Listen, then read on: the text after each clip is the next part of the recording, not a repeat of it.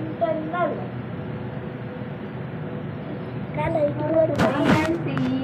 Internal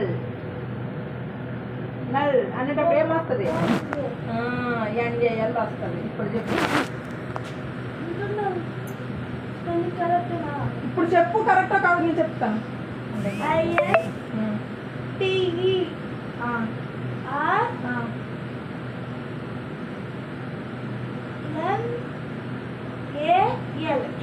internal. Internal మన ప్రొనౌన్సేషన్లోన కొంచెం తెలుస్తుంది. రీడింగ్ మన మన రిజిస్టర్ చేసుకునే దాన్ని బట్టి ఉంటుంది పదాలు.